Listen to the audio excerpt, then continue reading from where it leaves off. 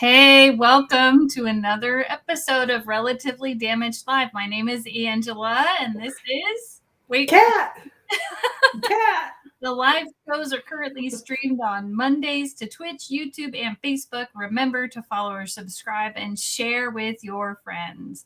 On the Monday segment of the show, Kat and I discuss topics we find interesting for about 30 minutes. So let's get to today's topic. What the heck is cognitive dissonance? Well, we're going to start with a quote from one of our favorite people, Brene Brown. And the quote is as follows: "Competing emotions and contradictory thoughts are messy and can feel uncomfortable, vulnerable, even irritating. But it's important to remember that this push-pull is a reflection of our complexity. And if we're willing to stay with it and stay curious, complexity is one of our greatest teachers. There's nothing more limiting than tapping out of tension and oversimplifying the thoughts and feelings that have the power to help us understand who we are and what we need." I love that last part of the quote. Oh, Thoughts yeah. and feelings that have the power to help us understand who we are and what we need.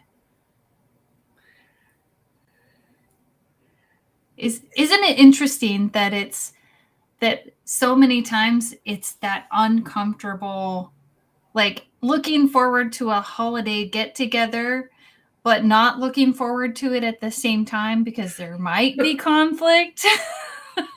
Exactly. And I mean, that's the interesting thing is kind of leaning into the experience of whatever it is. I love that staying curious. You can't see it, but it's there right behind your wall. Stay Right curious. there. It does. It helps me keep my sanity. Well, it can. And this kind of reminds me of another thing that it's kind of a related topic that we had on this, but of the staying curious. And I've kind of been playing with it in my mind. It was about the 6 answers to questions.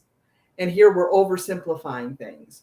So our shows how we oversimplify. It's yes, no, I don't know, I don't care, I don't want to talk about it, and I don't want you to talk about it. Those last 2 are my favorite. And it's a lot of times it's a combination of those things where those conflicting emotions get in there, especially if it's an uncomfortable topic or conversation. I don't want to talk about it, and I certainly don't want you to talk about it. So we let it go. And I've been pondering this, it's like if I'm staying curious, I can get out of those 6 questions. Explain. Or 6 answers. Because as this quote said, life is complex. There are these competing emotions.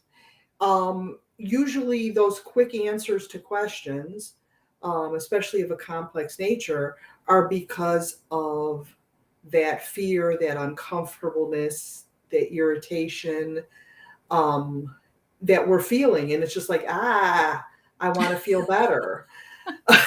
Are you talking about like that feeling, knowing what you need to do from your heart and at the same time not wanting to do it because it seems like the harder way?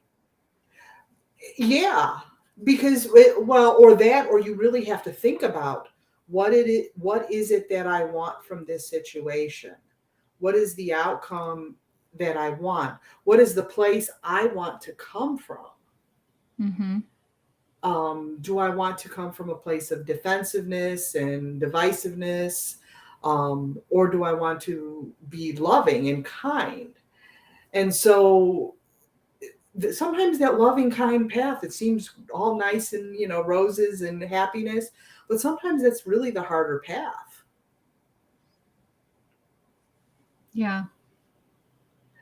And so that's where that dissonance comes in, from Mm-hmm. who your instinctual reaction to something and the concept of who you want to be in any particular situation. Well, and I think that's why in Adam Grant's book, he talks about defining yourself by your values. And there's something that happens when we do that. And I actually have a quote from him that I wanted to include today. It does talk about it from a different perspective. So I'm just going to go ahead and read it from Adam Grant, and this is from his book, Think Again. As consumers of information, we have a role to play in embracing a more nuanced point of view. When we're reading, listening, or watching, we can learn to recognize complexity as a signal of credibility, something you were just pointing to. We can favor content and sources that present many sides of an issue rather than just one or two. When we come across simplifying headlines, we can fight our tendency to accept binaries or black and whites, right? By asking what additional perspectives are missing between the extremes. This applies when we're the ones producing and communicating information too. New research suggests that when journalists acknowledge the uncertainties around facts on complex issues like climate change and immigration, it doesn't undermine the reader's trust. And multiple experiments have shown that when experts express doubt, they become more persuasive.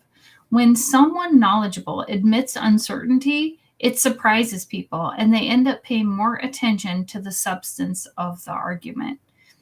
And I think that's true in relationships too. Oh, yeah.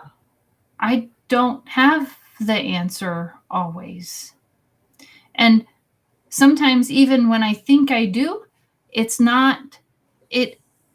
Sometimes just by staying open to possibilities, something else arises out of the conversation that is even better than what I thought the answer was going to be in the first place. I agree with you 100% on that. I find when I have conversations in relationships, I had a very interesting one where with Michelle, and we both had dug into our opinion. She was like, I'm going to do this. And I'm like, no, you're not. We have to discuss this. And it came down to, for a few minutes, there was all this tension there. And I had to swing back and say, we had agreed that before we were going to make any decisions about this, that we were going to talk about it. And so we said, we're going to set it aside for now, making any decisions. We're going to ponder it. We're going to figure out a way that we can both come together and make a joint decision rather than it just be one way or the other. I unilaterally decide to make a decision, or she does, and I'm like, no, And I say all that is because it is that whole thing about, coming together, and, I could have been like, fine, whatever, just do what you want to do. But I would have been unhappy with that decision. Hey, Paul, thank you. We made this decision together to wear our hat. Well, actually, I think I came on, and then you're like, I'm going to go get mine. That's right. Everybody has to have an elf hat. It could have gone the other way, but again, talking about making those decisions together and those difficult conversations, I think that's hard. Yeah. Now, this was not a difficult decision. This was fun. But when you're talking with, someone you live in your household about, money or, things that you're going to do and things like that, can, it can be very stressful when you have different ideas. Thanks, Laura. uh, um, so, Kat, hold on 2 seconds. Kat is yeah. amazing, and I want to celebrate that Kat is amazing. So I keep forgetting I'm going on mute because the lawn guy's outside. So if you guys hear weird noises, that's what's happening. It's Anyway, still better go than the on. storms last week. Yes.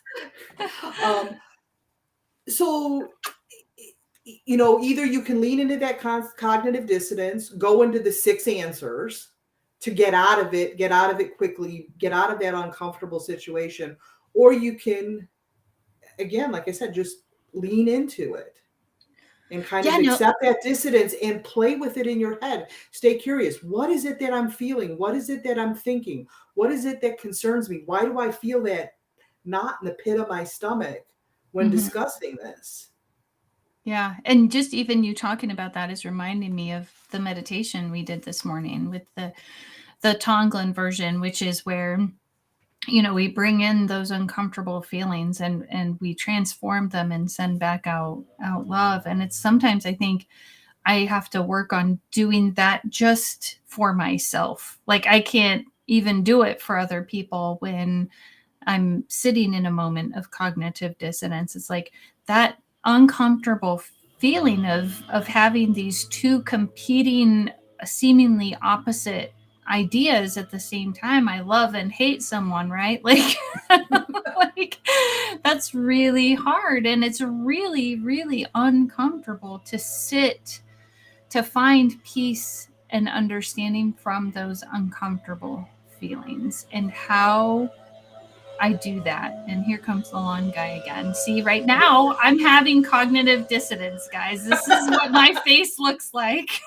when I'm struggling because I'm frustrated that he's out there. And I am so grateful to be on with Kat having this conversation. And I want to share that knowledge of how sitting in it, while scary and uncomfortable, if I don't go into it, right? If I don't sink into the depths of despair, but can become friends with it, it's not so bad.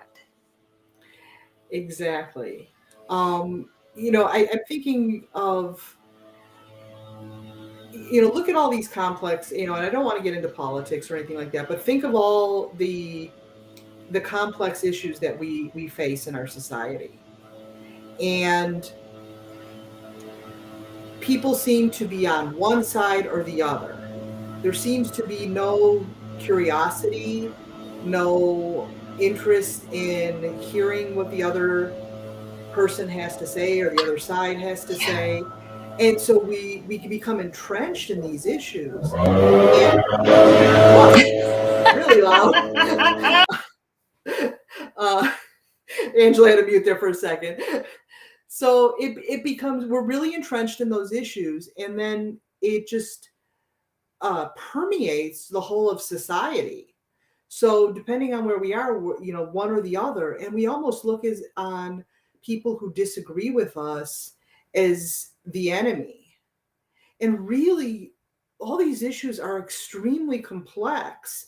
And if you really start to understand them and stay curious, that's going to be the buzzword of the day. Stay curious about them, and investigate them, and really listen to all sides of what people are saying. It will give you this perspective that's not either or. Yeah. But it's like, I can hear what you're saying, Yeah. You are reminding me of I was in a board meeting last week for the mental health board in the area I live in, and we are working on the alternative to 911. So where mental health professionals will be sent out versus sending out law enforcement. And, it was funny talking about that curiosity at the, and I had been involved in given my input in the meetings leading up to this particular meeting where the recommendations were going to be, they were voted on and will be passed on to the Board of Supervisors. But someone in this meeting brought up a point that I was like, oh, I had not even thought about that. And the point was, there was a sentence or a point or a bullet point on the recommendations that said anyone who had any relationship with a law enforcement officer or had worked in law enforcement in the last 7 to 10 years could not participate on the committee. And someone brought that up and said, ugh, I'm not sure I agree with that. And I'm telling you, we're on Zoom, and I'm going to say the whole place was in an uproar, because I do believe there was an uproar. And people were, they were very disrespectful to the first gentleman, who could have probably, there were probably other words he could have used, but the reality is he didn't use those words, and they were really mean to him, and disrespectful. And I just listened. At one point I almost jumped in. I was like, no, I'm here to listen, and I want to I want to work more at being in this feeling of uncomfortableness. Because what if someday I'm in that position where I'm in a public meeting and people are yelling, how do I want to behave? And so as I was listening, what started to happen as I sat in those feelings and I listened to that uncomfortableness, is I started to recognize that I was hearing fear, and that these people were scared to include law enforcement because of the experiences that they or someone close to them has had. And I thought, okay, maybe the best recommendation is right now for them to vote this in and accept that, there's just not going to be any law enforcement on this committee at this point in time, because maybe the most important starting place is safety.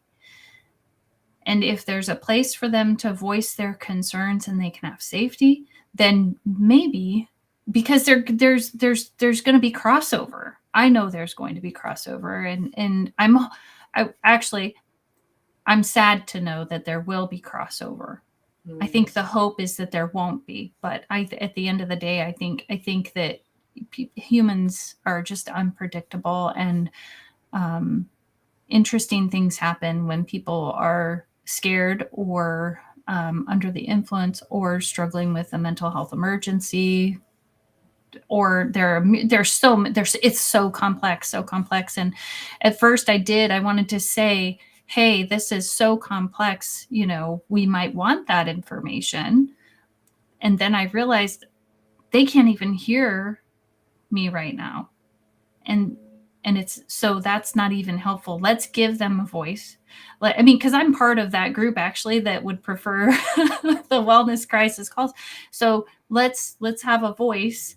And for the people who aren't feeling as safe, let's give them that environment to feel safe in. And then let them learn because this is all new anyway. Who's to say that I even know what's best? I don't know. I think I might know, but there's no telling until we get there and until those experiences come. So what's the harm in agreeing with the people that are the most fearful at this point in time? But then I went the other way and thought, oh, we could also be setting ourselves up so that people are going to be like, it's going to be setting it up as law enforcement is horrible. And now we're getting the divide, and hate begets more hate. And are we setting ourselves up for that? So see, I was just all over the board on, thank goodness I wasn't on that board to have to make a decision, because I'm not certain I would have had enough time to sit with it just in that meeting to decide what is best for the community. Because ultimately what I would like to see is the unity and the peace and the love and the recognition that everyone is important, that equanimity, not the equality, but let's have some equanimity here. We're not all equal, and we never have been. Well, I love what you said. What really stuck out to me in what you said, not stuck out, was where other people are coming from. Now, obviously, we don't know exactly what's going on in their heads, but we certainly can sense emotions in other people. And you hear the words and you're like, okay, it's coming from a place of fear. How often is that cognitive dissonance coming from a place of fear? You mean me someone having cognitive dissonance? Yeah. I mean, how many people in that meeting were having that cognitive dissonance? Because they know they're feeling uncomfortable because somebody may have had a negative experience with a mental health issue in law enforcement. So don't want them on there. And so they're coming from that emotional place rather than cognitive is in the brain, rather than thinking it through, saying, okay, I'm hearing what other people are saying. They're in that place of fear, in that place of their emotional experience, that they cannot get to that place where they recognize. So are you meaning like them like recognizing that fear is what's coming up, and because that fear is coming up, I can't recognize other things because I'm too uncomfortable with the fear or the those, I call them dysregulating or unfun feelings? Yeah, dysregulating emotions, unfun feelings, fear. I mean, I think fear is probably the biggest emotion that we experience. It's kind of the root of a lot of things. And so, yeah, I think that's what it's coming from. When I was having that conversation with Michelle, I was coming from a place, I was just like, oh no, you're not, because I was coming from a place of fear. And that's when I had to step back and I had to say, no, we need to, talk about it and discuss it and do that. And it was uncomfortable to get to that place. And Michelle's somebody, that I love very much and I'm very safe with, but it's still uncomfortable. I love that you're pointing that out, that this is someone that I love and it's still uncomfortable. It's so imagine what happens inside of us when it's someone we don't know and we're feeling that. Right.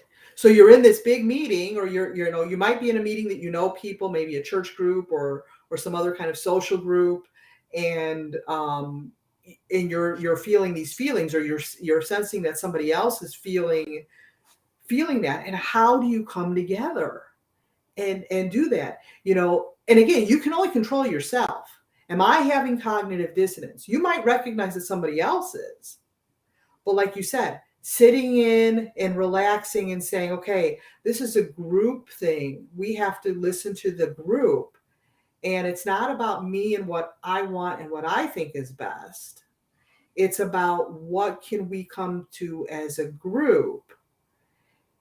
And by staying curious, just kind of open that door to that curiosity and say, well, let's see how it goes, and we'll reevaluate. In your example, the people can feel safe. Let's not have law enforcement now. You might do it for 6 months, a year, and you might realize, wait a minute, we do need to have a law enforcement presence on this because of these other issues surrounding that.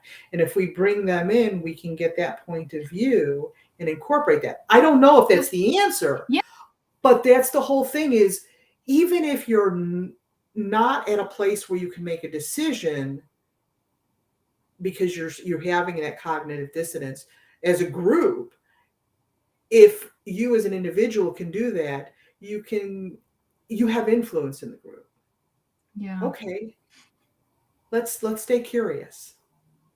Let's see what happens. Well, and we can revisit it.